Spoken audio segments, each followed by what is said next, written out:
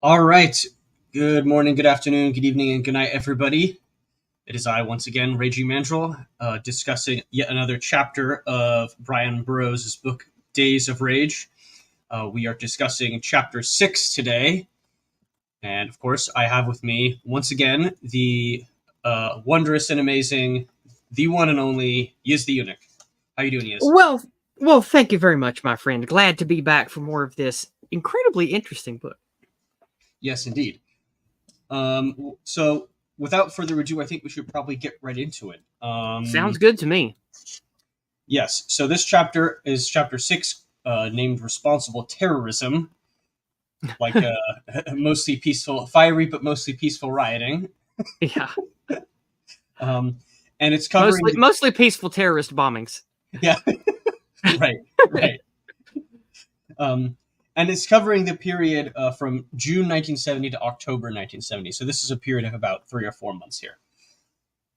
All right. So let's go ahead and get started.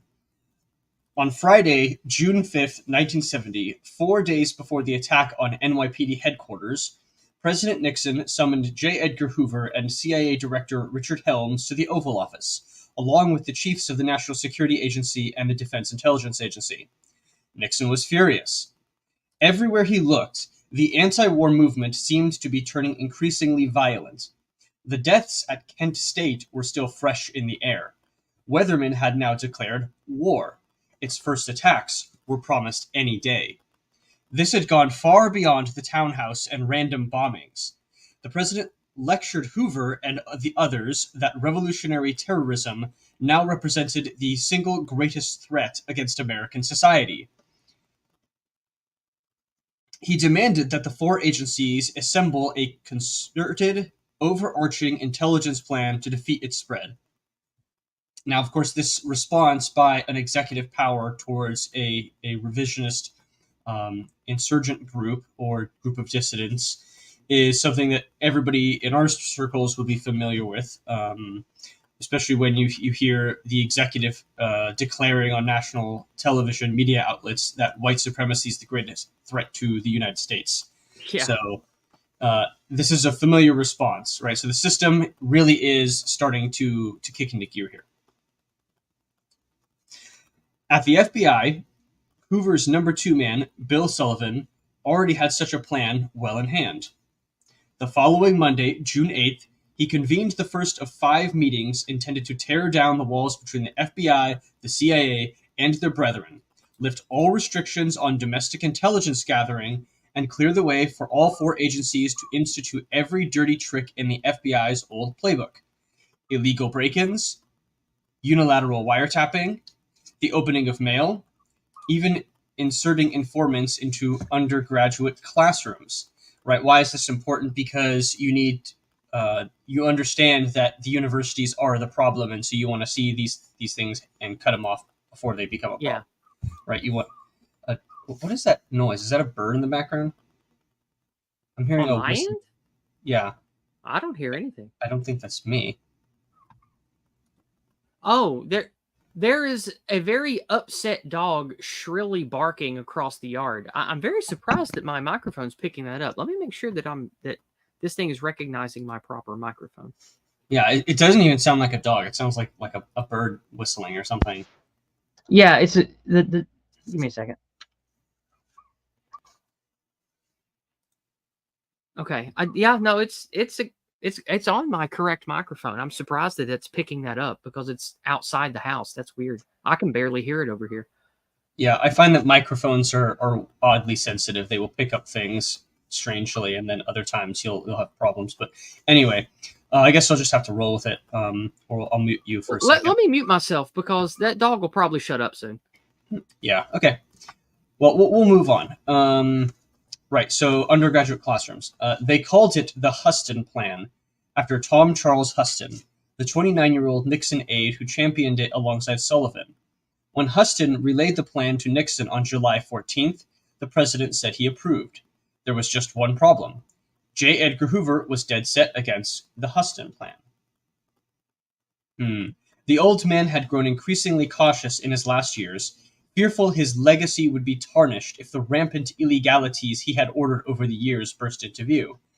And this is a liberal framework of the CIA, but okay, or the FBI, but okay. Yeah. At least circa 1970, right? they're more sympathetic now that they work for them. Yeah. He had never liked working with the CIA and had rarely done so. He didn't want anyone, especially the FBI's institutional rivals, knowing the Bureau's secrets. But his main objection was the question of blame if this ever became public. Nixon had given only verbal approval. Hoover, who had no idea that Sullivan had already cleared FBI offices to engage in almost all these illegal tactics, had no doubt he and the FBI would take the fall. Hoover had something else to hide. The Bureau's near-total inability to learn much of anything about Weatherman and the other violence-prone radicals. With the loss of Larry Grathwohl, the FBI didn't have a single informant anywhere near Weatherman. Not one. Nor did it any longer have any useful wiretaps. As a result, the Nixon administration was badly misreading Weatherman's status. No one at the FBI had any idea that the townhouse had left the group in shambles. In fact, the startling explosion in the heart of New York City left senior officials believing exactly the opposite, that Weatherman constituted as dire a threat to national security as any the United States now faced. In the FBI's nightmare scenario, Weatherman would lead thousands of long-haired demonstrators into a campaign of sabotage and assassination. Right, so little did they know they were mostly incompetent schmucks. right. With mostly incompetent, yeah, with a few extremely competent people. With a few extremely talented Jewish bomb makers. Well, in any case, this is yet another reason why good old Tricky Dick has to be removed, right? Because this is being directed by Nixon top down through all of the intelligence services, right? Nixon wants these things to be done, even if Hoover doesn't. Yeah. So it's going to happen. And of course, this is only 3 years after this point when Nixon actually gets or resigns from office. So, Anyway, moving on. Without informants, FBI agents across the country had first tried traditional investigative methods, interviewing Weatherman family and friends. This got them nowhere. A few agents were allowed to grow their hair long and linger at demonstrations, but it would take months, if not years, before they could be expected to infiltrate Weatherman or its allies. The fact was, the FBI had never attempted to root out an underground group like Weatherman. The legality of the tactics under consideration, or already underway, was unclear. No court, for instance, had yet ruled whether wiretaps could be installed without a court order. Can I put an informant in a college classroom? William Dyson, the agent put in charge of Weatherman cases, recalls wondering. Can I penetrate any college organization? What can I do? And nobody had any rules or regulations. There was nothing. Unsure and unconnected, Dyson and his peers had no clear sense of how to safely operate in this strange new world of long hair, drugs, and secrecy. The one thing everyone believed was that Weatherman would never be brought down by traditional methods. That brought extraordinary pressure to bend the rules. There were certain people in the FBI who made the decision. We've got to take a step. Anything to get rid of these people, Dyson recalls. Anything. Not kill them per se, but anything went. If we suspect somebody's involved in this, put a wiretap on him. Put a microphone in. Steal his mail. Do anything. Chief among those certain people was Bill Sullivan, who was assuming control over all the FBI's domestic investigations. A number of offices had already begun illegally opening the mail of Weatherman's supporters. New York's Squad 47 purchased a small machine that streamed open envelopes. We knew they were doing it, recalls Elizabeth Fink, who lived with several Weatherman supporters in Brooklyn. Our mailman told us. They came and took our mail every 2 weeks, like clockwork. Wiretaps were ramped up. The Bureau would eventually record more than 13,000 individual conversations. Good Lord. 13,000. Jesus. 13,000? What a lot of work. That's a lot. Yeah, and these are the days of like audio tapes, so you can imagine the amount of manual labor it takes. Oh, for sure. Like, okay, you know, you have to. Shit, what was the primary recording? I'm not even. I'm a millennial, so like, you know, I'm not even talking like really old like types of cassette tapes. I'm talking like B tracks or whatever. I'm talking about like cassette tapes, and I'm just thinking, imagine the guy who has a cassette tape in the recording device. Then you have to take it out, put it, you know, set it aside in a labeled case so it doesn't get mixed up. Yeah. And then you have to put another one in and press, you know, the record button. And doing that hundreds and hundreds of times and making notes, and oh my god, that would be a nightmare. Ugh. Yeah, just imagine like how much legwork goes into this stuff, and how much easier to a certain degree in certain ways it is now. My husband really likes true crime stuff, so he knows a lot about you know, bureaucratic legal stuff and how criminals and they get pinched and things like that. And he says that the FBI is not like glorified field agent work, that 99% of FBI work is just really boring office work, paperwork crap that everybody hates. Yeah, it's a white collar job for a reason. But that's how it goes. Everything is paperwork, research, filing, the requisite documents to make sure that you can get a warrant, etc., etc. Anyway, that's sort of police work. Mm-hmm. It's all paperwork all the way down.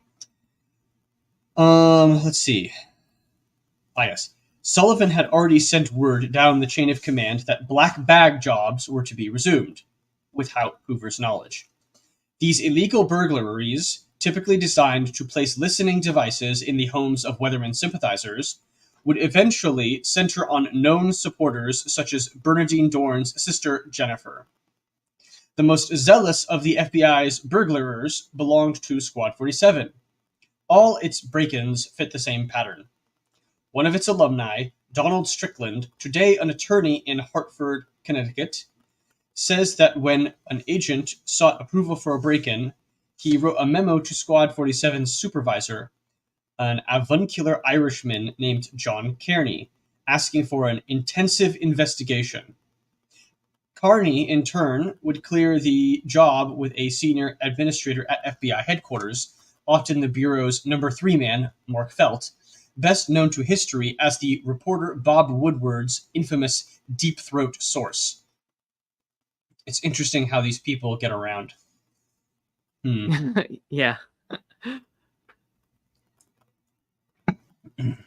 Once a burglary was approved, up to 20 agents would stake out the site.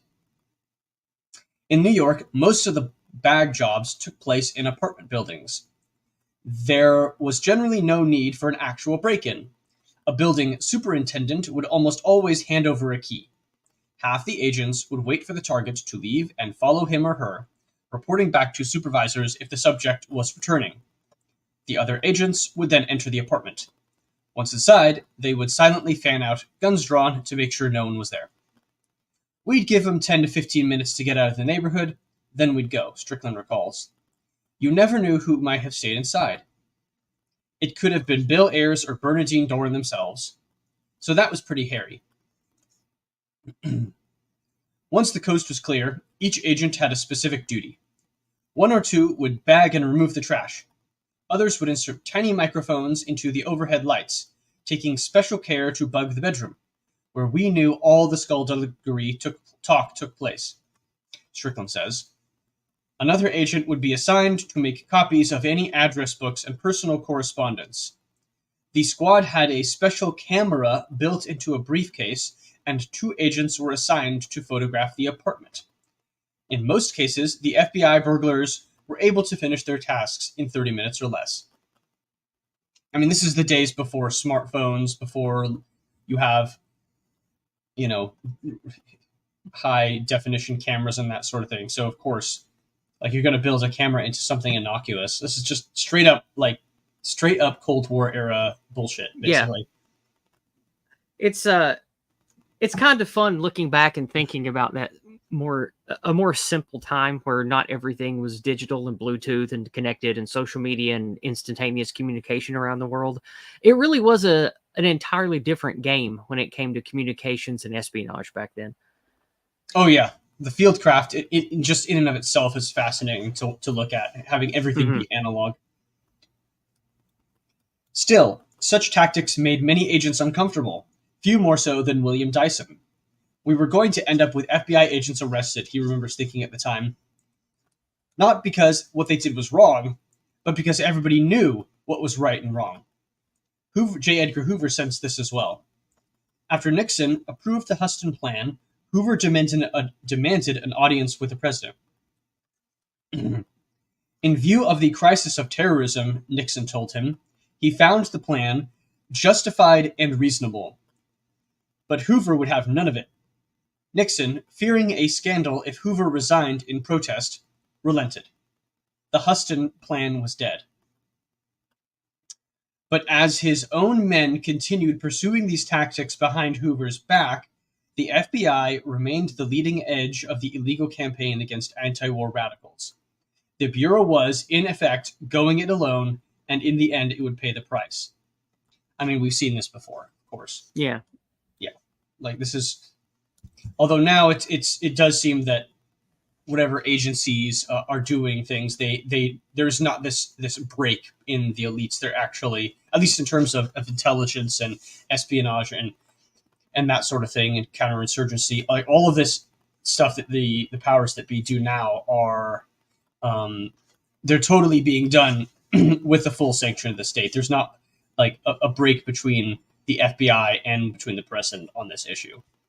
I agree, and I also think there's a major thing that's different now. This was like between what 40 and 50 years ago. This was in the 70s. All this was taking place. This is almost 54 years ago, 55 years ago now. So, okay, so late 60s, early 70s, and if the line there, most of us thought it was wrong or knew it was wrong.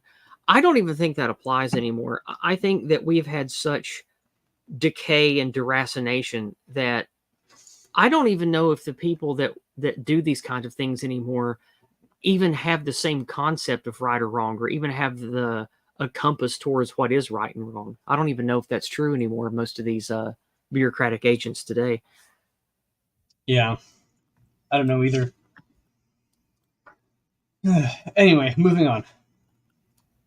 By midsummer, Ron Fliegelman's new bomb design had migrated to the Bay Area, allowing weathermen to begin finally launching actions on both coasts. Kathy Wilkerson acknowledges that she helped build the first two bombs, small ones that they decided to detonate at the sprawling Presidio military base near the tip of the San Francisco Peninsula. The twin bombings may have been viewed as experimental, in that there was no communique or claim of responsibility released afterward. The first device, described in newspapers the next day as a pipe bomb 2 inches in diameter, was left in a trash can in a parking garage outside the Armed Service Police headquarters. The second was placed at the base of a 25-foot outdoor model of a Nike Ajax missile. The bomb in the trash can was spotted. A police bomb squad was en route.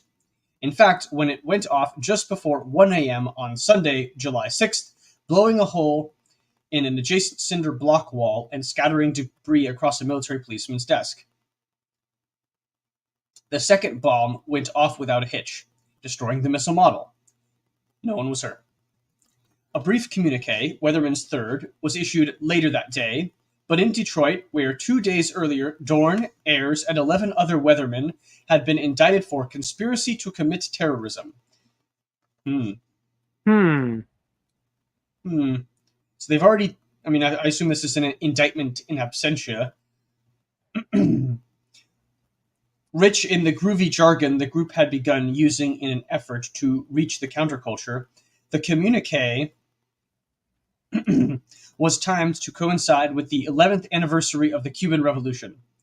Today we attack with rocks, riots, and bombs the greatest killer pig has ever known to man. American, with a K, imperialism. These people are nothing if not consistent. Yeah. It read, "A year ago, people thought it can't happen here. Look where we've come. Attorney General John Mitchell indicts 8 or 10 or 13. Thousands of freaks plot to build a new world on the ruins of Honk America. And to General Mitchell we say, don't look for us, dog. We'll find you first."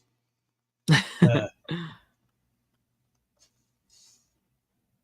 mean, they're implacable. They're absolutely implacable. Okay, you got to give him credit for the gumption. Yeah.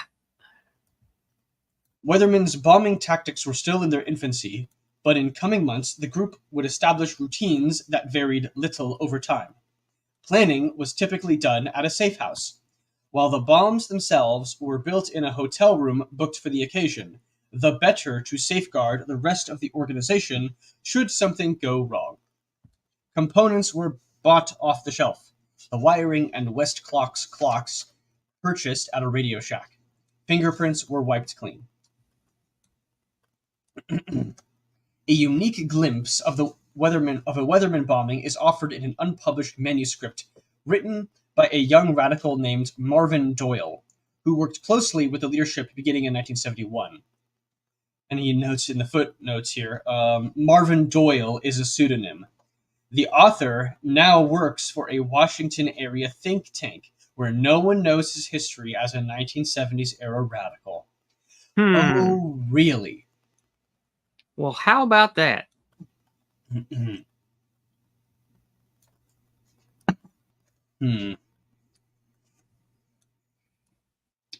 it, he gives a detailed portrait of the intense days leading to a bombing, including interaction between the national leadership and local cadres and coordination between West and East Coast bomb makers.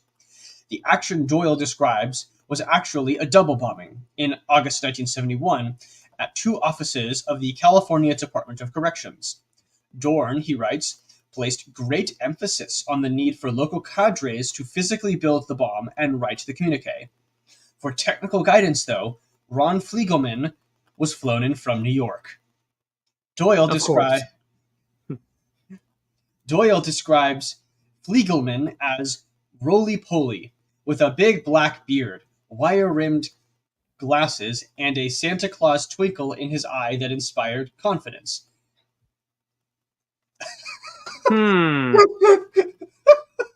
Like, this guy has the most physiognomic descriptor I've ever heard. I can just see appendages being rubbed together, you know. Yes, I can smell the bagels and gefilte fish.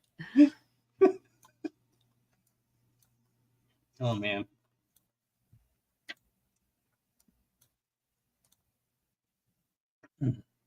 They did their initial work at an apartment they rented in San Francisco's Sunset District.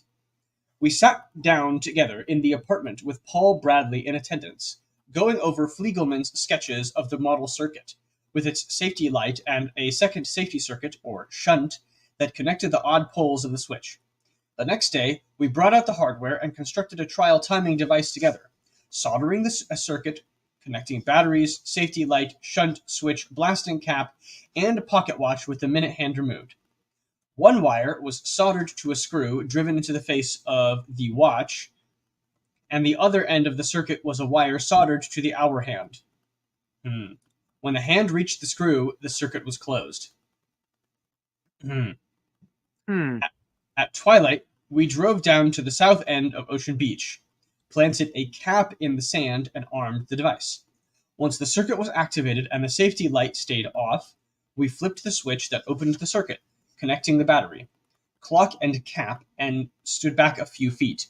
The surf was pounding at our backs, and the sky was getting darker as we waited out the short interval we had set on the pocket watch. At the expected moment, more or less, there was a dull thud and a burst of sand exploded into the air. The test was right. So they're op-testing their equipment, making sure it works and they understand its function. Yeah. Which is a typical pattern of behavior, right? For any sort of violent terrorist group, they always do dry runs. They always practice with their equipment. The dry run's purpose on any sort of when they're they're basically casing a joint essentially, and they're just making sure that we understand the intricacies of the area because we've been there, and etc. So Yeah. like all of these little things, these pre-prep, everything is prep. Everything is like pre-preparatory. Because when you get your one shot, you want to make sure that it all goes correctly. Indeed, yes.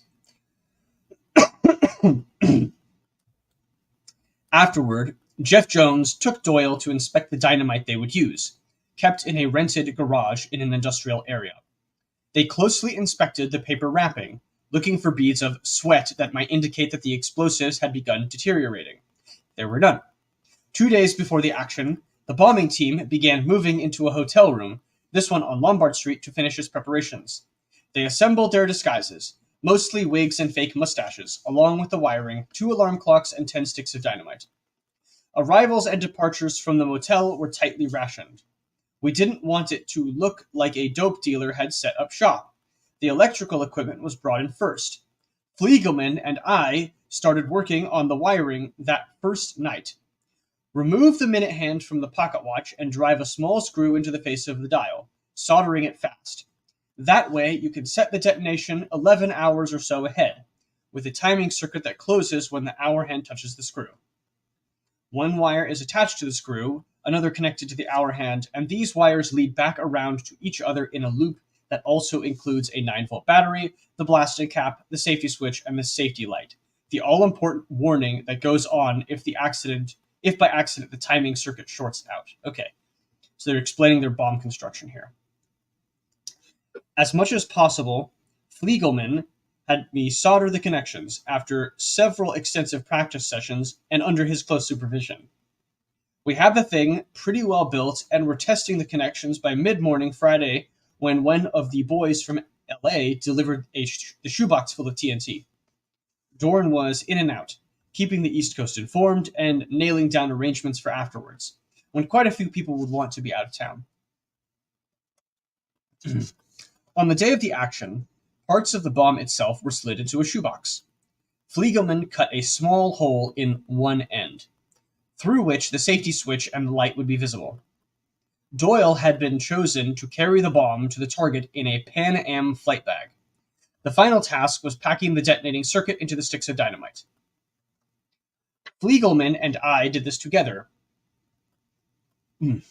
4 hands carefully molding and fitting the package together, looking up into each other's eyes every so often to share the immediate experience of our consciousness and resolve. Everyone else in the room, 3 or 4 others, seemed to finish what they were doing in time to watch the lid on the box go on the box and be taped down. Bradley slid the box into the airline bag, switch and light facing up, then zippered the bag shut and hung it on my shoulder. Hugs and kisses all around, and out the door into the bright California sunshine. It's always California. Well, not always, but in this chapter, yes. This chapter in this section of Weather Underground seems to be mostly about the weather radicals on the West Coast. We will get to New York. That's a slightly different section, but yeah. Bradley drove Doyle to the corrections building on the downtown waterfront. There was no security. They simply walked into the lobby and stepped to the elevator. Doyle had scouted the location, moving a ceiling panel on an upper floor where they would plant the bomb. Bradley was unusually quiet, unusually sparing with his customary bonhomie. "This is it, eh? Not much you can say," was all he offered as we slid into one of the old cars. At the corrections building, we would be looking for vending machines if anyone asked, but we were confused about which floor they were on. Arriving at the floor, Bradley went ahead to the alcove. The hallway was empty as I followed him. Step around the corner. Crisply now. The drop ceiling panel is still out of place.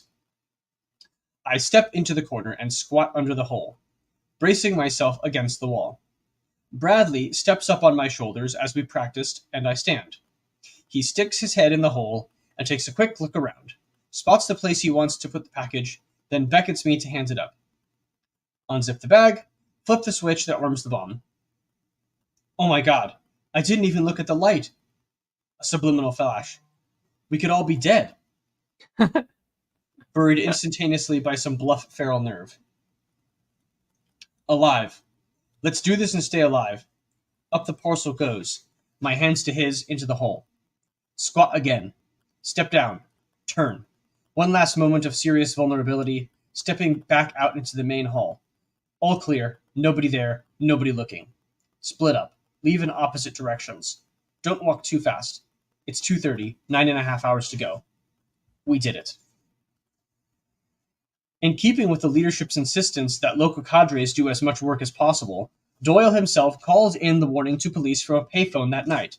He didn't see or hear the explosion, which demolished a pair of empty offices. Afterward, when police began investigating, everyone left the city for several days. Actions were terrifying. Just terrifying, Paul Bradley recalls 40 years later. You just do it. Interesting. Mm-hmm. They were doing it. After all that had happened, Chicago, Flint, the townhouse, they were finally launching a true armed struggle in America. It all sounded so dramatic. Yet the day-to-day reality of the Weathermen's lives was anything but. Many, especially those in San Francisco, lived on the edge of poverty. I lived on Bisquick, Kathy Wilkerson recalls. Lots and lots of biscuits. For those outside the leadership, the emotional tumult that followed in the wake of the townhouse gave way that summer to stretches of grinding boredom. Much of their time was spent waiting for orders, reading, taking long walks, smoking pot, building IDs, and perfecting disguises. Bill Ayers joked that you could always tell a weatherman by their bad hair dye jobs. Mark that. That's funny. And kind of like it is today with the blue hairs and the ugly troons and shit.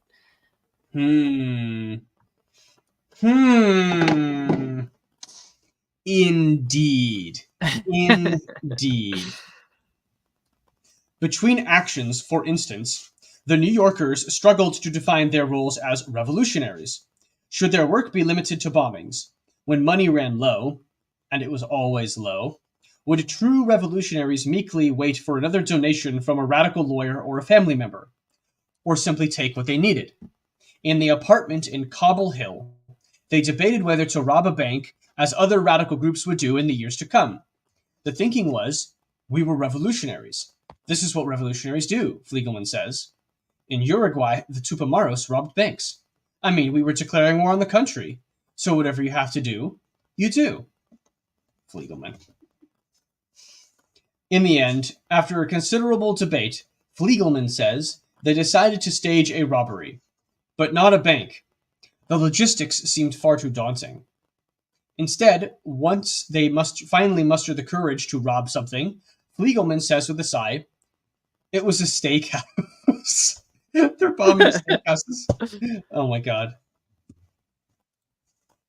In Westchester County, two of us walked into the restaurant, and there was a driver outside. There was a cashier. They were scared to death. They pulled guns on the cashier and asked for all the money, and they were given all the money. It wasn't very much, $1,000 or $2,000. Afterward, everyone felt awful. What if someone, a proletariat worker, had been shot? Yes. Imagine that, being a communist who thinks about the ramifications of your actions. Just imagine. Yeah, right. What would revolutionary ends have justified it? The entire exercise was humiliating. At once far too ambitious, and yet, as Ivy League students just months before, somehow beneath him. Weatherman's goal was the overthrow of the legitimate government of the United States of America, yet they could barely summon the nerve to rob a steakhouse. These people are such pussies. Yeah.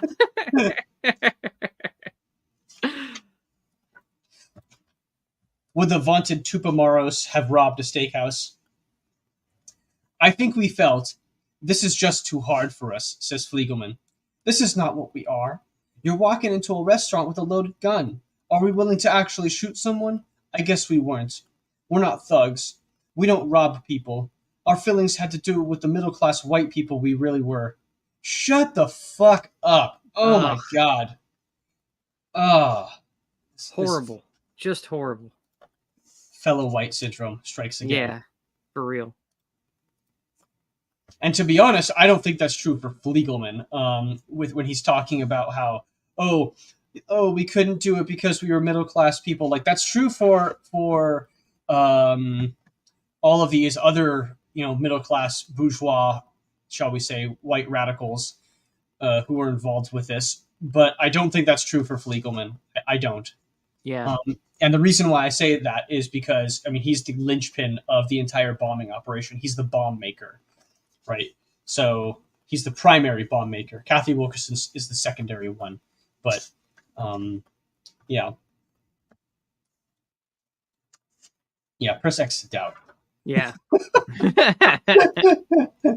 Cody Bassett says staking out the steakhouse. Good one, Cody. One of the great mysteries of the Weatherman story involves the sources of its funding. Ooh, now here we go. This Oh is boy. good. Yes. One of the half-dozen largest underground groups active during the 1970s, it was only one of only two that did not resort to armed robbery to raise money. Yes.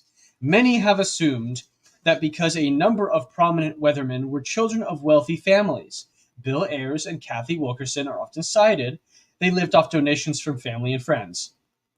While some families did help, money remained a chronic problem for many weathermen. In San Francisco, Jeff Jones and the cadre he was responsible for lived on $1,200 a month and kept to strict budgets. $1,200 a month was quite a bit back then. That's a lot, actually. Like that's not even like turning up your nose at that now is like ridiculous, but yeah, that's quite a bit of money. It would certainly go farther back then for sure.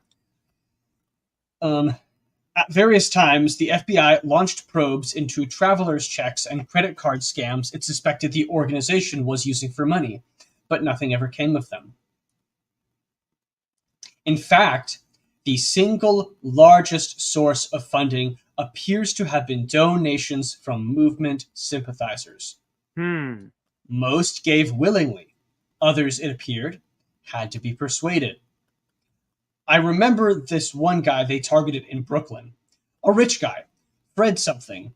His father founded a toy company, recalls Elizabeth Fink. I'm sure we could look this guy up. That's easy to find out. A toy company and a guy named Fred. Yeah. Otis, please get back to me on this question. I want to know who this guy is. They find out he has like 25 grand. So they have this party, 8 or 9 people, all of them weathermen or connected to the underground. Fred is the only one not in the underground. He just thinks they're fun. I don't know what happened, but the next morning I heard they got every cent of that money, all 25 grand. Yeah, I wonder what they had to do to get it. I don't know. Well, this is probably where you start thinking about what do these people have to offer a rich guy like this, like Fred, toy company guy? Illicit personal favors. You would think, right? You would think, and a woman who is as sensuous as Bernadine Dorn, I'm certainly, maybe we give you a custom made built built to order orgy. We interest you in an orgy, dear sir. Yeah, that's probably what happened. So you just have to think, okay, well, what do these people have to offer extremely wealthy and bored people? Yeah, nothing good is the answer. And of course he's a sympathizer, but already, so that that helps. But what do you do to seal the deal? Yeah, everything's especially because these people were inducted into all this with debauched sexual filth. Mm-hmm. Yes, anything for the movement, basically. Anything for the movement.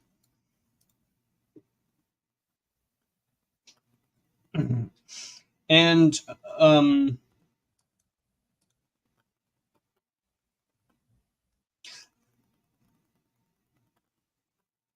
I had another point that I was thinking about here, but I lost it. Okay, let's move on. Among Weatherman's financiers, by far the most important single source of money was a group of radical attorneys in Chicago, New York, San Francisco, and Los Angeles. Almost all belonged to the National Lawyers Guild, a network Oh, of left-wing lawyers founded in 1937 as an alternative to the American Bar Association. This is Rota Hilfa, for those who know what that organization is. For those who know, I don't. Should I know what that is? you should. Rota Hilfa is these are obviously German words, but it means red hell. And that organization is basically the legal wing of Antifa.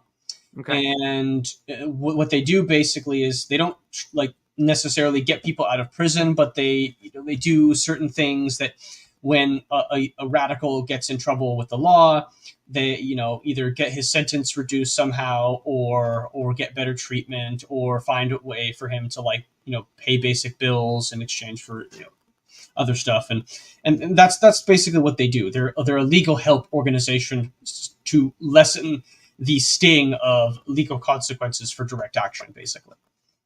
Okay. Money.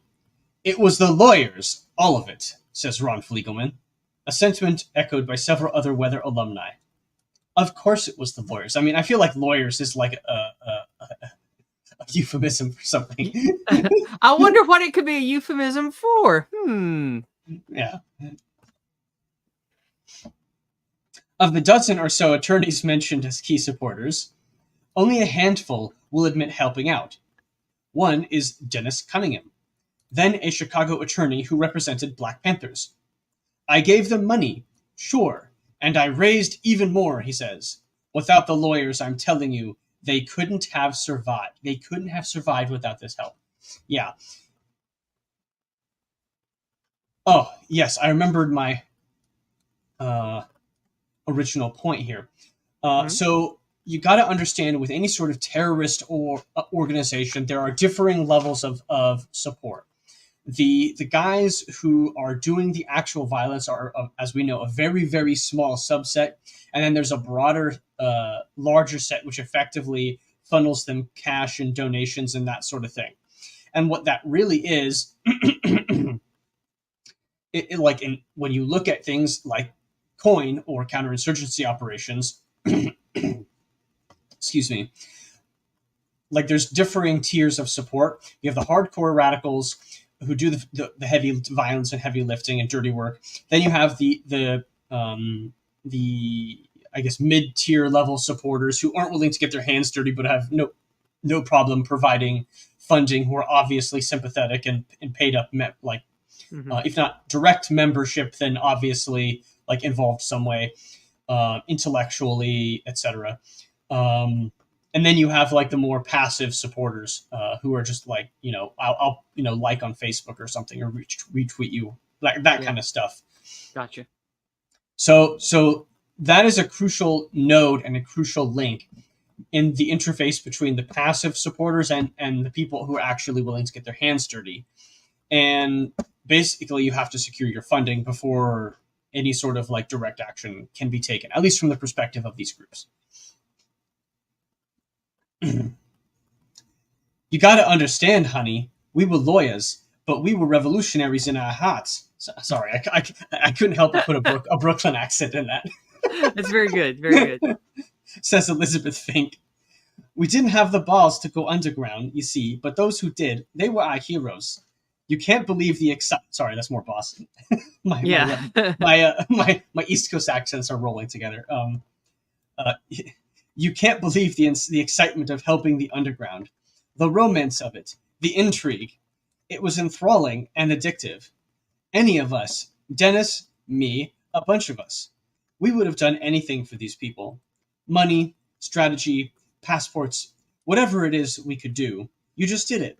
This was the revolution, baby, and they were the fighters. But a lot of what they did, was because they had attorneys like Dennis and me and a lot of others above ground helping out.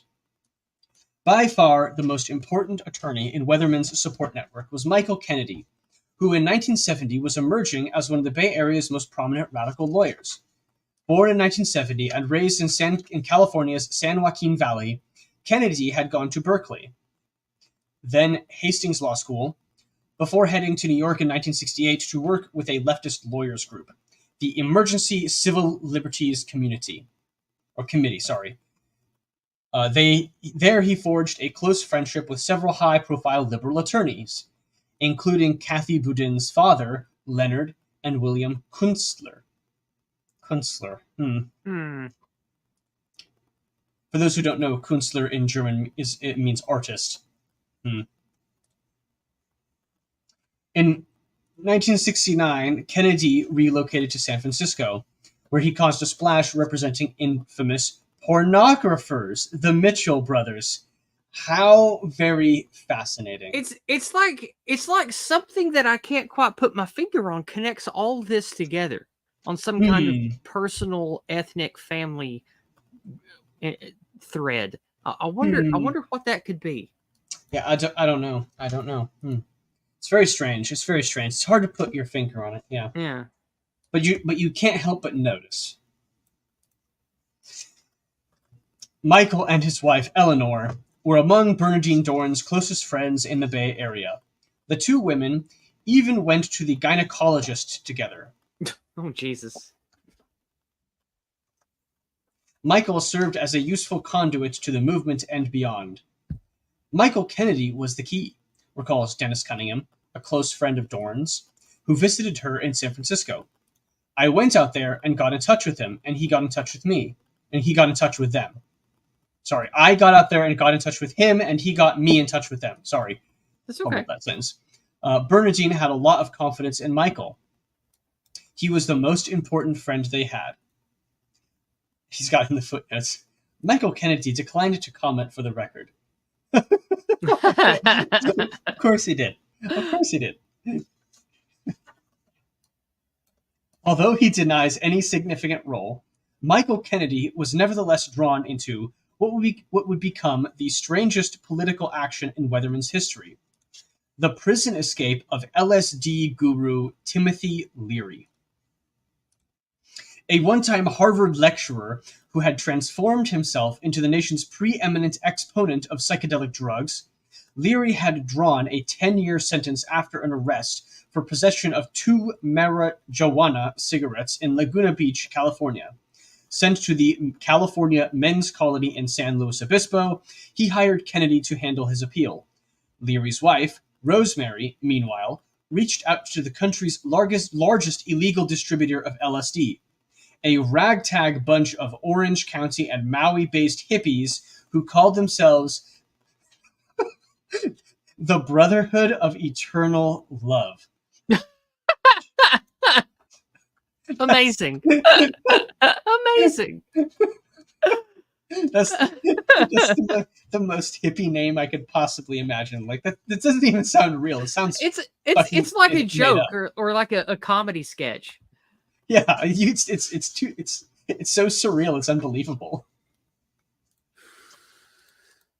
My goodness. Okay, so Brotherhood of Eternal Love, in hopes they might bankroll an effort to rescue him. The amount involved is in dispute. Most sources say 25 grand, others 50 grand. In fact, one of the Brotherhood's leaders, Travis Ashbrook, told Leary's biographers years later that he and another dealer gave an intermediary $17,000 to cover the costs. Jesus. This might be an example of actually the group is getting far more money than is being discussed, because you have multiple people who are just, giving out, tens of thousands of dollars, and all of a sudden, oh, look, 50,000 here, 25,000 there. Yeah. Oh, and 17,000 here. It's almost 100 grand. And also, these people are like, quote unquote, living underground, kind of.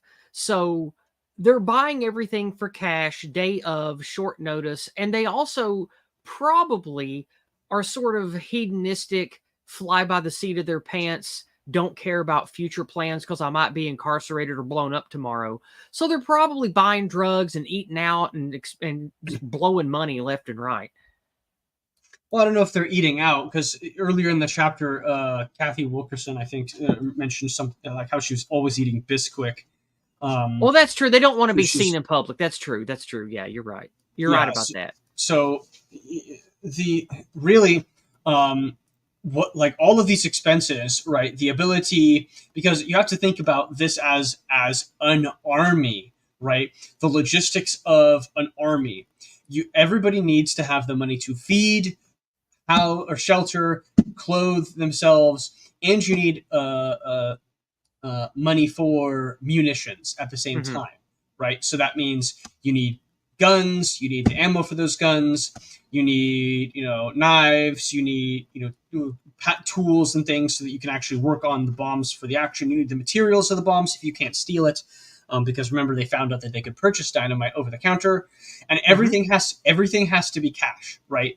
They can't use, credit cards are very recent by this point, if I'm not mistaken, but they can't use credit cards. They have to use the cash for everything. Cash, because it's basically untraceable.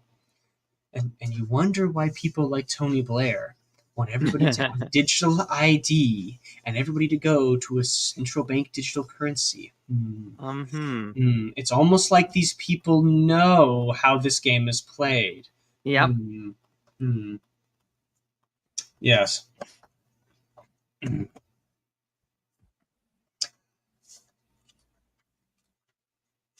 Sorry, I'm just going to look how many more pages we have. Okay, not too many. According to Jeff Jones' son, Ty, I'm going to name my son Ty. According to, people are so ridiculous. Yeah.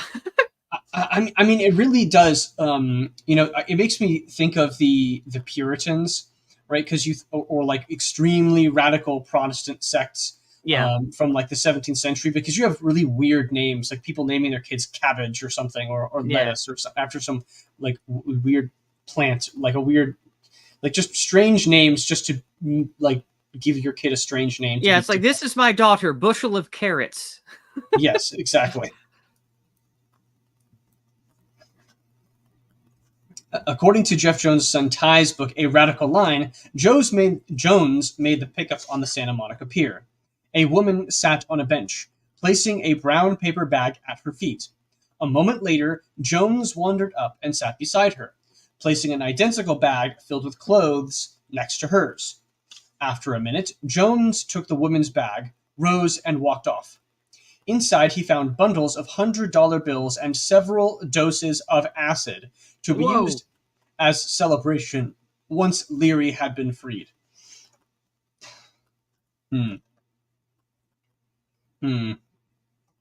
Yeah, I gotta say, I don't like these people. Yes. Cody Bassett, of course, says Rue and Katniss. Well, it's funny, Hunger Games. You gotta wonder if Hunger Games, its social structure and all of the other stuff is like a lefty or a left winger, because I'm sure that what's her face, the person who published Hunger Games, I can't remember her name off the top of my head now, but Susan something or other, Harris? No. But anyway, like she basically describes the social structure that we have today. So I wonder really if it's not just a critique, it's actually a projection almost. I do wonder about that sometimes. Especially with like the capital people, like literally you're telling me that the people who dress weird and have like pink and blue hair are like the ones in like the extremely wealthy people in charge, and they're like massively oppressing the obvious like Appalachia coal mine coded people of District 12. Really? Yeah. Okay. Anyway, moving on. X to doubt. Yeah. Michael Kennedy has always denied any role in Leary's escape. An FBI investigation of his involvement ended in 1977 with no indictments returned. Interesting. These people never go to fucking prison for the shit that they do. Never. I They know. always get off every time. It's frustrating. They always go to they always get booked on a lesser charge. But Leary, in multiple interviews before his death in 1996, repeatedly characterized Kennedy as the driving force behind everything that happened. Kennedy masterminded my escape from prison in such a way that there was no way he could possibly be imprisoned. Leary told an interviewer in 1991. He did nothing illegal, but he was my spiritual counselor. He directed and announced it. Well, it's interesting because if he's your lawyer, then you have attorney-client privilege, obviously, and so you're saying you're giving your client in closed doors in prison. Hold on just a bit longer. Your buddies are going to come get you. You're giving somebody a message of hope, basically, right? That's what the crucial point of this is I'm not it's not just trust in God or whatever. No, it's like, no, literally your bros are going to bail you out, dude. Just stick it tight for another couple of days. Yeah. Yeah. That's probably exactly what was going on. Yeah. Weatherman's involvement was controversial within the group. Leary was not a political but a cultural figure. Some cadres felt helping him escape was a risky sideshow. We were opportunistically glomming on, that's a word that gets used a lot, glomming on to the counterculture, Mark Rudd has written. The Leary jailbreak appeared to me to be a transparent attempt to insinuate ourselves with our potential base. The Flower Children. Yes, exactly. You're here to be famous. This is why Free Kyle Rittenhouse becomes so important. It's not about what actually happened on the street, though that is important. It's about the fact that he's a cultural figure who squashed leftoids. Yes. That's why Kyle Rittenhouse is only guilty of one crime, and it's a misdemeanor, which is littering, because all he did was drop trash in the street. Yes. Anyway, others suggested that if anyone was to be broken out of prison, it should be heavyweight black revolutionaries, such as Huey Newton. Huey Newton was in a maximum security prison, and it would have required guns and bloodshed, and we were not capable of doing that, Jeff Jones recalled. This was doable and had a lot going for it. It was a real poke in the eye to California and the drug laws. It was a big fuck you. Yeah, okay. I mean, back then, California was relatively conservative, but it just shows you, once again, that these people wanted to change. They chose a specific geographic location, fixed themselves upon it, and took it over in various ways, both legal and illegal, and decided that, no, I control this zone now, and I'm going to change it and force my enemy opposing group out of this region. Yep. And honestly, that's just smart tactics for gaining power, period. That's not really a leftist tactic. That's just how power works. Okay, yes. Excellent. And Kate J has an interesting couple of comments here. I'll briefly comment on. She says, wait, Timothy Leary, that name sounds familiar. I know it's a common Irish name, but I'm pretty sure he was a significant figure outside of Weather Underground. And she says, one thing I found out is that he apparently coined the phrase tune on, tune in, and drop out. Interesting. Okay, that is very fascinating. Okay, for this Leary guy. So, of course, he's a massive countercultural figure, and that's why they're trying to bail him out. Weatherman's entire Bay Area apparatus was employed in the brewing escape, which was planned in minute detail. A date was set, the night of Saturday, September 12th, 3 days before Leary was scheduled to return to New York for trial on yet another set of drug charges. That Friday, Leary later told the FBI Michael Kennedy's law partner, Joe Ryan, visited him and laid out the details. Leary would always insist he never knew that his rescuers were to be Weathermen. Kennedy, he said, had mentioned only that they would be political people. The escape itself turned out to be child's play. San Luis Obispo was a minimum security prison, which made it easy the next night for Leary to simply walk out of his cell and climb atop a building near the wall. From there, he began shimmying along a 100-foot horizontal cable, fighting exhaustion, and at one point freezing when a prison patrol car passed beneath him. Crossing the outer wall, he reached a telephone pole, then climbed down and leaped into a ravine along Highway 1. By and by, a car coasted to a stop alongside him. In later years, Leary maintained that 2 young women using code names were in the car. In a 1971 interview with the FBI, 1974 interview with the FBI, however, he indicated that the driver was, in fact, the brother of a well-known political radical. A description that best fits one of Weatherman's ableist cadres, John Willard Davis, Rennie Davis's brother. As Wait, did he say ableist? No, John Willard Davis. Oh. John Willard Davis, Rennie Davis's brother. Yeah. Sorry if my enunciation wasn't clear enough there. Oh, no, it's fine. I'm just curious. Never mind. Sorry. Yeah. As Leary stripped off his prison denims, the car headed through the town of Morro Bay and soon stopped on a beachfront road. Wow, Morro Bay, huh? Should I know that place? Well, no, maybe not. Well, it's an interesting sight to see if you've ever been there. If you've ever been to San Francisco, to the Bay Area. So they headed through the town of Morro Bay and soon stopped on a beachfront road. Led across the dunes, Leary spotted a gray-haired man and an unidentified woman alongside a battered camper. The man was Clayton Van Liddegraff, a 55-year-old Communist Party veteran from Seattle who had emerged as one of Weatherman's most reliable above-ground supporters. The handy Van Liddegraff, who would leave a lasting mark on the organization, had fixed up the camper with Mark Rudd's help. He and the woman guided Leary inside, dyed his hair, and for the first time told him he was in the hands of Weatherman. Outside, another reliable cadre, Paul Bradley, collected Leary's prison clothes and drove south, eventually dumping them in a gas station restroom near Los Angeles in hopes of misleading police. Van Liddegraff, meanwhile, drove Leary north in the camper as a second car trailed behind, monitoring a police scanner. Like Rudd, the old communist wasn't thrilled by his duties. "I was against this whole thing from the start," he told Leary. "And if it was up to me, you'd still be rotting in jail."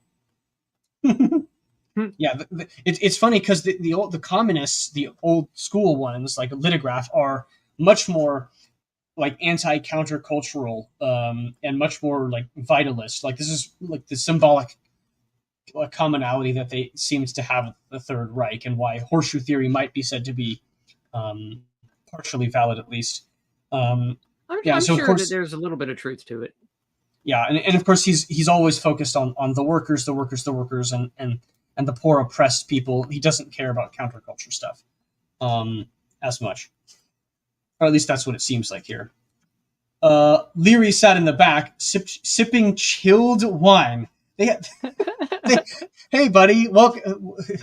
You're free out of prison. Here's a drink to celebrate. An open container.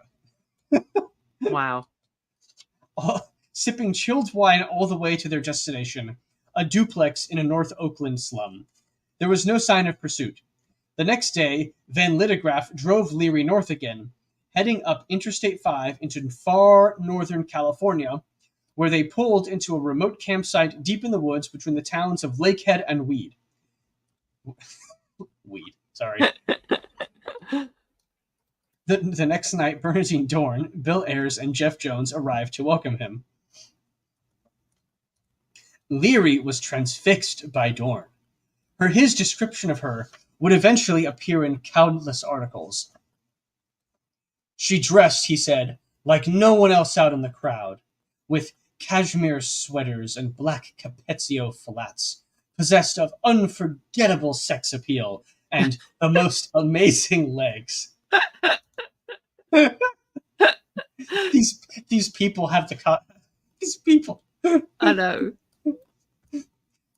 "She has the most amazing legs, like the rah-rah leader of the crazy motherfuckers from the Girls Athletic Association running down the aisles of American Airlines borrowing food from people's plates." Wow. What a statement. Yeah, like that's colorful. Leary volunteered to join Weather Underground. Dorn demurred, saying he was far too hot. She thought he should leave the country, perhaps join the Black Panther leader Eldridge Cleaver, who had fled to Algeria. They wrote a pair of communiques around the campfire. Dorn's was a transparent attempt to curry favor with the counterculture. Dr. Leary was being held against his will, and against the will of millions of kids in this country.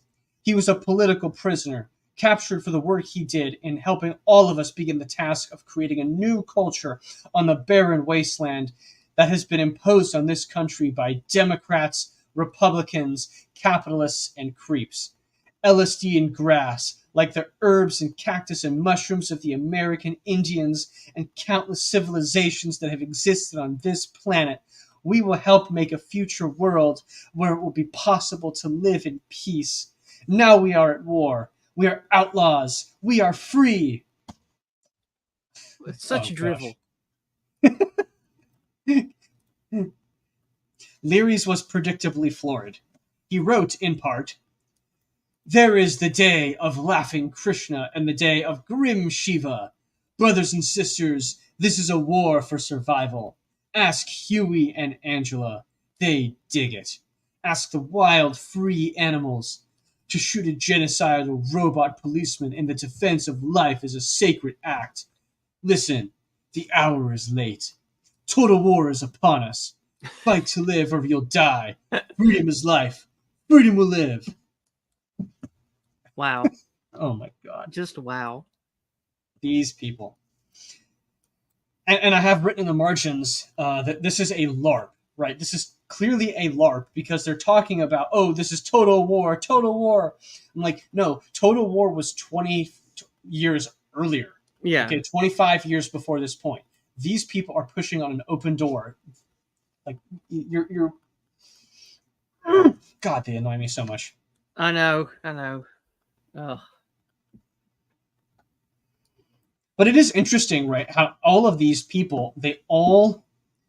It's, of course, the American Indians taking, like, a central importance.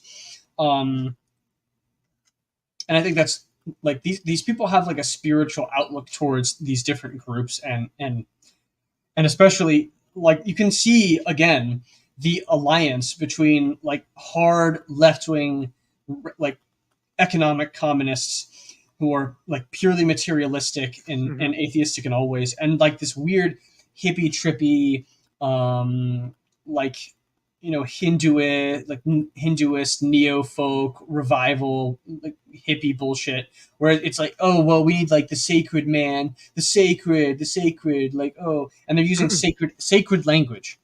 You know, he says defense of life is a sacred act, right? This is or to shoot a genocidal policeman in defense of life is a sacred act. So it's very interesting that you can see these little moments when, okay, this old school communist radical type that Van Lydegraaf represents is making way for this new thing that we know right now. And of course, this sort of, like, hippie trippy desire to do drugs and to drop out and to practice an alternative form of weird, like, spiritual type nonsense, like, that's happening right here in on this page. Yep. The escape was news around the world and probably did more to elevate Weatherman's visibility than any single bombing. At a press conference in San Francisco, Michael Kennedy characterized it as a merger of dope and dynamite. There is now a merger of Timothy and the Weatherman. This portends more destruction to the American government than anything in history.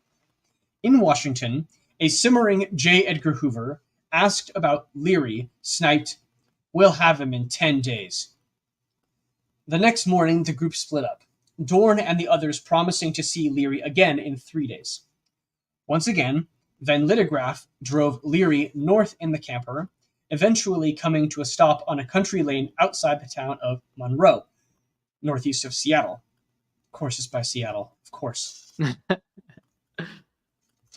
A mile down the lane stood a farmhouse occupied until a few days earlier by Bill Ayer's brother, Rick, and his pregnant girlfriend. Rick had deserted from the army to join Weatherman, and would soon emerge as its West Coast logistics expert. I didn't even know about Leary until afterward, he recalls 40 years later. I just knew someone was coming, so we all cleared out. Leary's wife, Rosemary, was waiting at the house. They even have his wife there. Wow. This is political loyalty, right? Like that would never happen with like an open avowed neo-Nazi that like got him put in prison for blowing up a synagogue. Like it's like these people have an entire different tier of society they participate in and they don't even know it. Like they definitely have a much more shall we say reciprocal viewpoint on things. Like if you want people to be on your side, you have to give them small yet extremely meaningful things. Very meaningful things, right? Oh, I have my countercultural figure. I make sure that he's busted out of prison, that he's given like, a free, glass of booze or whatever on his way out as a celebration. Then you make sure that his wife comes there to meet him when he finally gets to his safe house. These sorts of little things like this are incredibly important in creating a sense of loyalty. I give to you and you give back to me in turn, right? That's the proper way of how you do this. It is not, oh, I am the correct autistic ideology, therefore I am due everything. No, that's not how loyalty works. Indeed. Anyway. When Dorn and the others finally arrived, Leary insisted that they all go see the Woodstock concert movie. At the theater, a totally stoned Leary, his head now shaved, ate popcorn and hollered comments at the screen while Dorn and Joe sat behind him, wishing he would shut up. I mean, yeah, this guy is getting, like, for Weather Underground, this guy's getting treated like royalty, basically. Both Learys had been given fake driver's licenses. The next morning, Dorn told Leary it would be necessary to fly to Chicago to get the passports needed to travel to Algeria. Tim was quite shocked when he found out we weren't handing him a pre-printed, ready-to-go passport, Jones recalled. That was a capability we did not have, Rick Ayers recalls. Leary was like, fuck, I'm out, let's hijack a plane, get out of here. Hijack a plane? Wow. Yeah, this is very hippie mentality. This is definitely a type. And the leadership was like, man, cool out. On September 23rd, having used the fake licenses to secure passports in a Chicago passport office, they used... God, these people. They are the worst. It's like some people who have passports in one country probably shouldn't even have those passports at all. Yeah. The Learys boarded a flight to Paris, eventually making their way to Algiers. There they held court with a host of movement figures, including Eldridge Cleaver and Dorn's sister Jennifer. It was the beginning of a multi-year international odyssey that would end in embarrassment for everyone involved. Interesting. Well, I mean, temporarily, yes, but this is like, and we'll get to it later. I'm sure he's referring to the events of Prairie Fire. Yeah. This is not exactly bad for them in the moment, like as we'll get to. The Leary escape created a surge of momentum for Weathermen, one the leadership could not afford to waste. Everyone sensed they were nearing some kind of turning point. After Kent State and the campus riots in May, there were worrisome signs that the mass movement was flagging. The Nixon White House, it was clear, could not be influenced by demonstrations, no matter how large. That era was passing. By that fall, one author notes, activists faced 3 options: go underground and fight the establishment by any means necessary, drop out and do your own thing, or turn your energy to other causes. Now that's a very interesting choice there. Very interesting choice indeed. Tell me about it. Why? Why do you say that? Well, is this not the face that people on our side of things faced after Jan 6th? Oh, certainly, yeah. Definitely a parallel. I just wondered if there was something in particular that I was missing there. No, that's it. Events beyond Weatherman's control, meanwhile, had dealt the Underground's allure a severe blow. Early on the morning of August 24th, 3 weeks before the Leary escape, 4 militants in Madison, Wisconsin, packed nearly a ton of explosives into a stolen Ford Econoline van and parked it beside the University of Wisconsin's Sterling Hall, which housed the Army Mathematics Research Center. It was the same building Jeff Jones, during a campus appearance, had urged trashing a year before. The resulting explosion, exponentially larger than anything Weatherman had ever attempted, could be heard 30 miles away. Whoa! It gutted the 6-story building. Damage was put at $6 million at the time. It was the most destructive act of sabotage in U.S. history. Worse, a postdoctoral researcher named Robert Fasnacht, that's a German name, he's working inside the building, was killed. He left a wife and 3 children. Oh, that's so sad. Fucking communists. Yeah, tell me about it. Literally overnight, the Madison bombing transformed the national conversation from a focus on Nixon's misdeeds, Cambodia, Kent State, to those of self-styled revolutionaries. Midnight bombings that until that point seemed brave or romantic or even heroic suddenly appeared callous and uncaring at least, murderous at worst. For the first time, a generation of militants comfortable with revolutionary rhetoric were forced to confront its consequences. It isn't just the radicals who sent the bomb in a lighted, occupied building who are guilty, editorialized the Wisconsin State Journal. The blood is on the hands of anyone who has encouraged them, anyone who has talked recklessly of revolution, anyone who has chided with mild disparagement the violence of extremists while hinting that the cause is right all the same. I mean, I can agree with that. This is obviously a conservative or of some type writing. Reporters who sought reactions from young radicals found many not only chagrined, but prepared to denounce the use of violence altogether. Blowing up the CIA building will not bring home the troops, a Detroit radical observed. Bombing, why does he think it's a CIA building?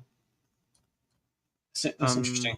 I don't know. I mean, it's an Army Mathematics Research Center, so it sounds like. Well, I mean, I do know that the CIA often employs people from the Army, and I know that military works with intelligence. So maybe there are buildings that they share, and like there's a military CIA intelligence building, perhaps. Like that's within the realm of reasonability, I think.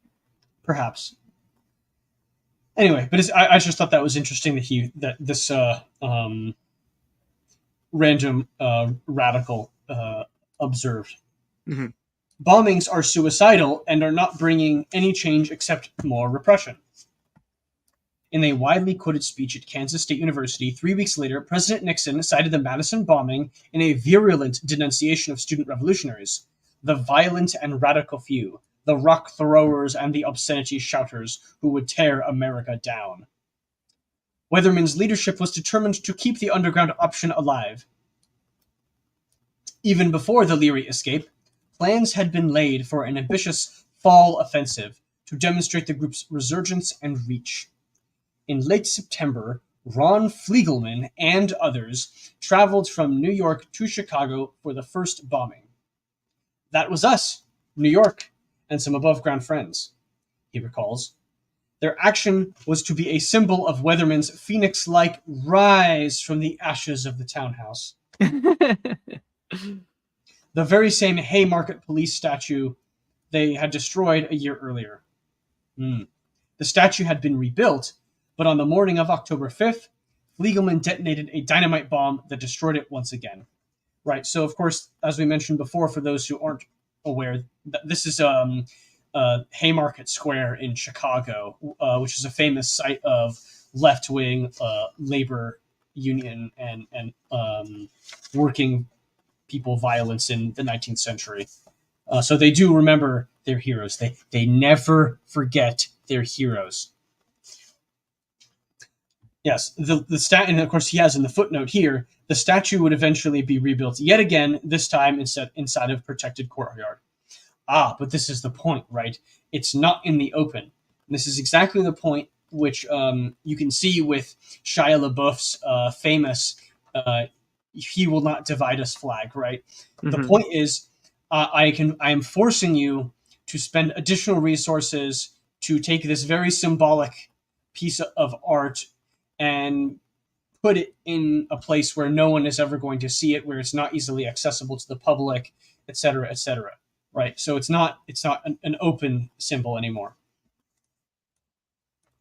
At a New York press conference the next day, Jennifer Dorn, taking a step toward becoming Weatherman's above-ground spokesperson, along with the Yippie activist Abby Hoffman. Abby Hoffman. Is that related to Dustin Hoffman? Maybe. I don't know. Could be. With what we've learned so far, totally could be. It's possible. I mean, these people obviously live next to Hollywood people, so you know. The Yippie activist Abby Hoffman played a recording of her sister Bernadine reading Weatherman's communique aloud. It promised a series of bombings from Santa Barbara to Boston in the days ahead, and using the group's groovy new youth culture patois, struck an almost plaintive tone, all but begging movement activists to stay the course. Today, many students have cut their hair and called for peace. They say young people shouldn't provoke the government, and they receive in return promises of peaceful change. Don't be tricked by talk. Arm yourselves and shoot to live. We are building a culture and a society that can resist genocide. It is a culture of total resistance to mind-controlling maniacs, a culture of high-energy sisters getting it on, of hippie acid smiles and communes, and freedom to be the farthest out people we can be. Blech. This time, all the bombs went off.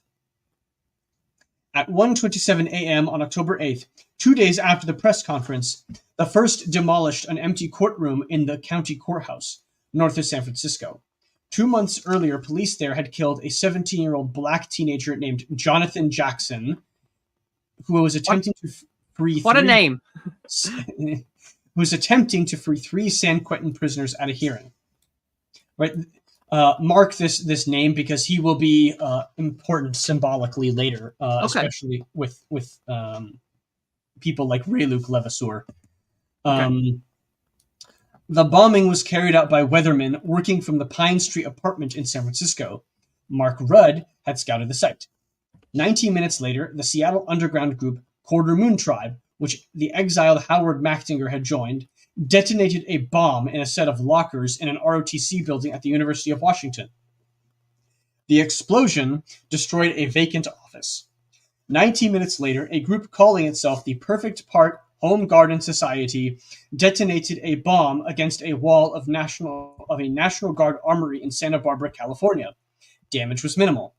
The Seattle group was directly affiliated with Weatherman. The Santa Barbara group was believed to be. 24 hours later, having returned from Chicago, members of the New York cell detonated a large bomb behind a telephone booth on the 3rd floor of a traffic court in Queens. Warnings were called in.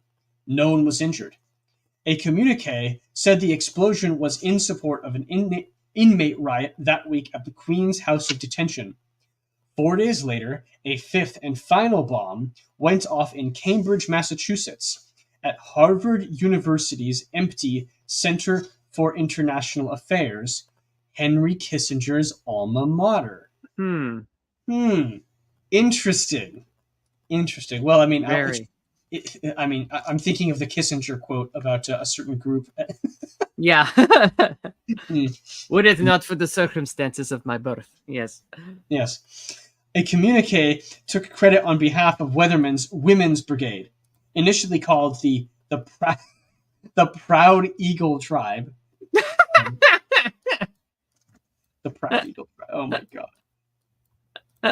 Oh, these people. Epic LARPers. Epic LARPers, yes. I mean, This, to be fair, the contemporaries they had on the other extreme at the time was George Lincoln Rockwell with his crazy Nazi hate bus. So it was the era of LARPing, I guess. well, yes and no. I mean, like to a certain degree, like these people are actually doing real violence. Like they're putting their money where their mouth is. Whereas, like in today's fake and gay digital world, like none of this, and in a world where surveillance is what it is, like a lot of these actions just simply are far less possible. They're far less possible, and especially if you're trying not to get caught.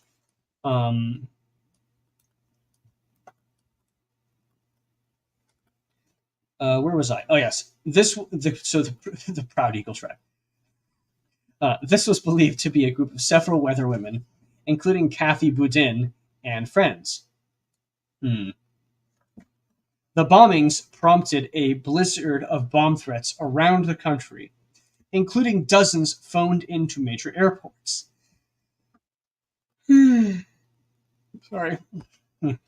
So that many of the Federal Aviation Administration was obliged to issue a nationwide alert calling for tightened security measures. Where have we heard that before? Yes, indeed. At the Pentagon, senior officials issued an order for increased National Guard security at military installations. In Washington, D.C., Attorney General John Mitchell termed the attacks the work of psychopaths. In Key Biscayne, Florida, the White House press secretary, Ron Ziegler, told reporters that the president had ordered the FBI to investigate. Well, Ziegler's a German name, too. It's not just... I know. That's why I say, you can't know for sure, but it is... I always pay German sounding. That sound like they might have interesting physiognomy. Yes. A new crime bill had been introduced, to which Republicans had added a clause doubling fines and jail time for bombings and making it a federal crime to bomb any building whose occupants received federal funding. Nixon, Ziegler said, had told White House staff that the new bombings are further evidence of the speed for needy congressional action. Reaction in the mainstream press followed suit. As a Times editorial put it, presumably, the weathermen and their ilk believe their outrages are furthering the cause of revolution in this oppressive society. The reverse is much more the case. Every building bombed, every person killed or wounded by bombs horrifies and makes one angry, and makes more angry the great majority of the American people who abhor all political violence. The bombings and other acts of terrorism are helping move this nation to the right. They foster repression and reaction. I mean,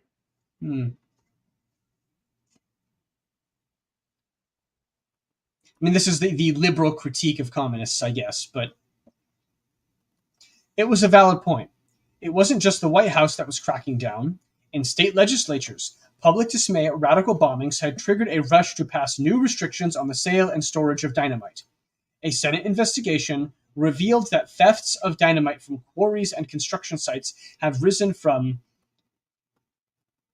12,381 pounds in 1969 to 18,989 pounds in just the first 5 months of 1970. Wow. Holy shit. So that's like a 50% increase just in 5 months. Yeah, that's wild.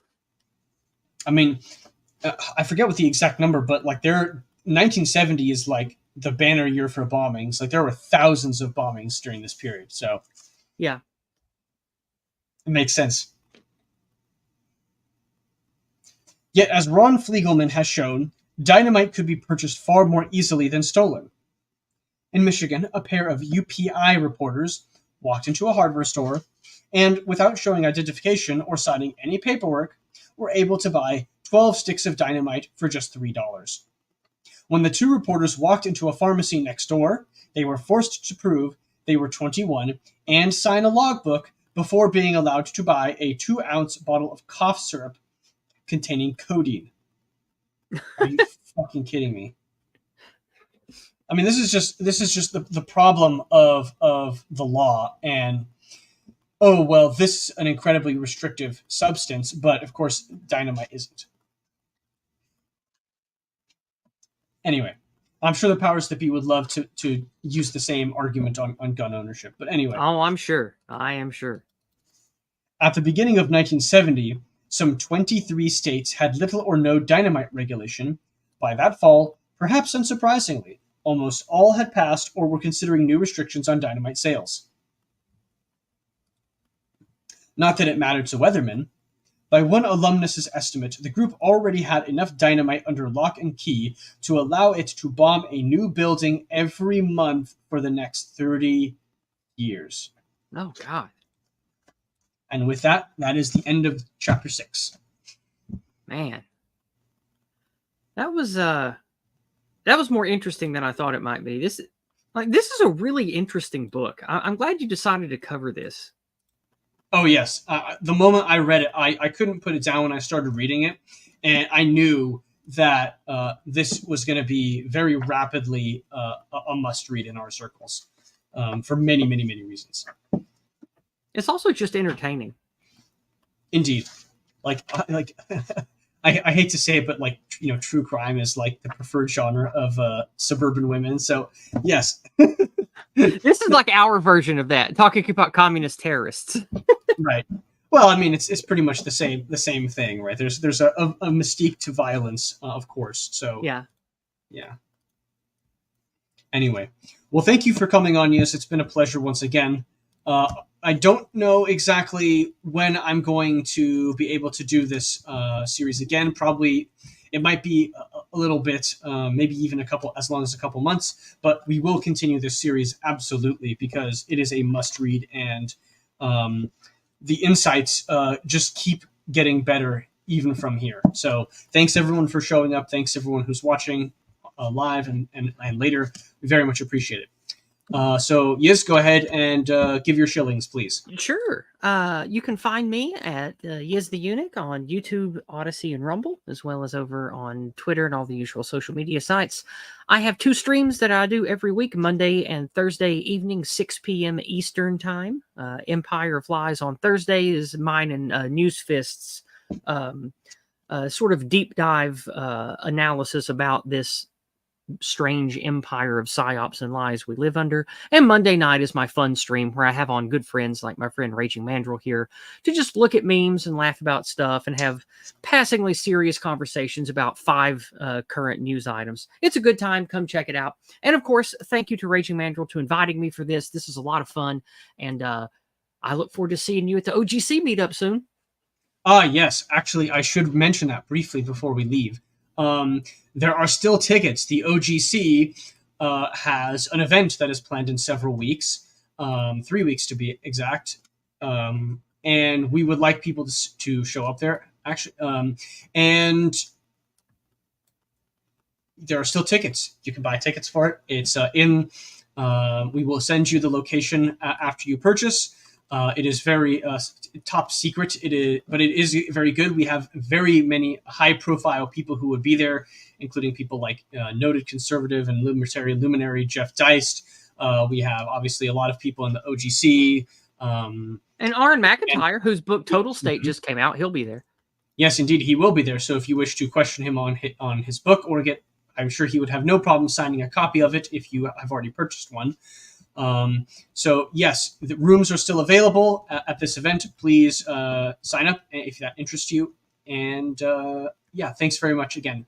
Sign up to my Substack. You can patronize me at on either my Substack account, the paid account for my written articles. Naturally, I always tend to upload them here eventually. Or you can just give me a $5 on Buy Me a Coffee.